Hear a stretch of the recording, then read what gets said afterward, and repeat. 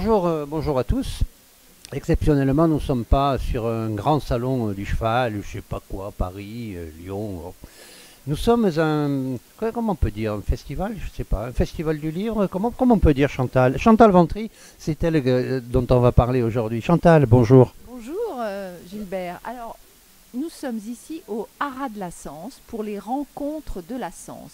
Et au sein des rencontres de la Sens, cela fait la 10e année que Équilibre organise une librairie avec la présence d'auteurs en dédicace. Donc voilà, nous avons quelques 700 références ici aujourd'hui. Nous aurons environ une vingtaine d'auteurs qui vont dédicacer leurs livres et parler bien sûr littérature avec tous ceux que ça intéresse. Voilà, donc vous avez compris que nous sommes au Haras de la Sens, à côté de Paris, et puis à Rochefort-sur-Yveline, me semble-t-il. Et puis, dans le cadre des métiers, comme d'habitude, je vais parler avec Chantal.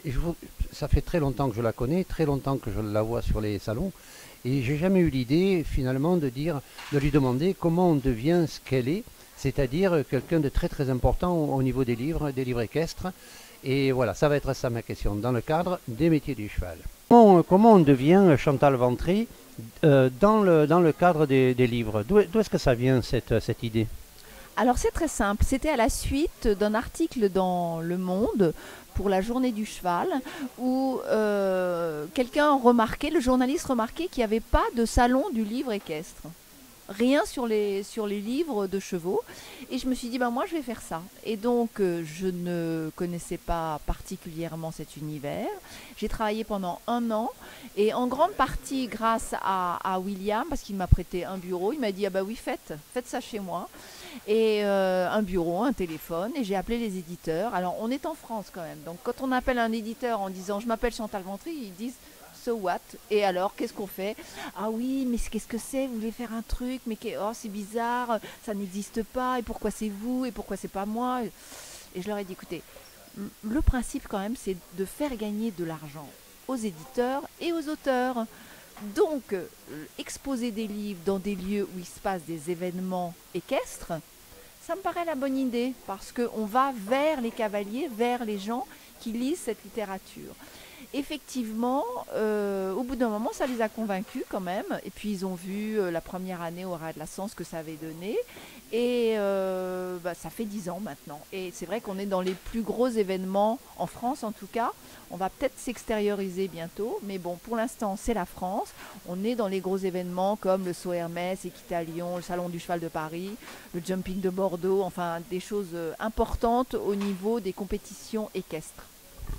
Mais est-ce que ça a été difficile d'amener les salons du cheval, ils ne sont pas toujours très simples, à faire ça, à faire comme une espèce de halte, comment ça s'appelait, une halte culturelle? Culturel. Alors, non, avec les grands événements équestres comme Équitalion dont vous parliez, c'était assez simple parce que le principe, ils ont vu comment ça fonctionnait et eux-mêmes avaient envie d'avoir une petite caution culturelle par rapport à toutes les activités équestres, parce qu'il y avait dans les salons, il y a beaucoup de gens qui sont des professionnels de la sellerie, de l'alimentation, de plein de choses comme ça. Et il n'y avait pas d'éléments culturels. Et ça a beaucoup plu à Sylvie Robert notamment, qui m'a tout de suite proposé un espace. Après, Paris s'est enchaîné, enfin tout le reste, parce que les gens, à force de voir les choses et comment ça fonctionnait, et à quel point les visiteurs étaient contents de trouver un espace où ils pouvaient acheter des livres qu'on trouve que sur Internet, en gros. Voilà, parce qu'il n'y a plus de librairie. Alors c'est peut-être un élément qu'il faudrait mettre en avant. Avant, il y avait une librairie qui était très importante à Paris, avenue Georges V. Après, il y a Cavalivre qui a pris le relais. Et Cavalivre aussi, ça a périclité. Donc voilà, il reste Équilibre. En gros, parce que c'est pas non plus une niche qui rapporte des fortunes. Voilà, un livre, ça vaut pour les enfants entre 5 et 10 euros et pour les adultes à partir de 15 euros. Donc c'est pas voilà, un truc extraordinaire. Il faut avoir la passion, l'envie d'eux, aimer les auteurs, aimer lire, aimer les livres. Et tout ça s'est réuni dans notre activité. On parlait rentabilité, finance. Donc peut-être la question c'est de savoir si le libraire qui vient avec ses livres, ou toi-même, est-ce que quelque part il y a une certaine rentabilité? Oui, oui, quand même. Sans ça, les libraires ne nous suivraient pas sur cette aventure. Le libraire, bien sûr, il est très content. Nous, ça nous permet de nous déplacer. Voilà quoi, il faut être honnête, c'est pas ça qui fait vivre vraiment. Mais c'est passionnant. Donc, et quel est le rapport que tu as avec les auteurs? Ah ben, un rapport d'affection extraordinaire. Pour vous donner un exemple, aujourd'hui nous sommes au Haras de la Sens, il pleut des cordes, il fait froid, il y a du vent. Et ben, les gens viennent d'assez loin parfois pour être présents parce que bon, ce sont des gens que je connais depuis 10 ans. Il y a plus de 200 auteurs que j'ai rencontrés dans ces 10 années. 200 auteurs, ça fait beaucoup de monde.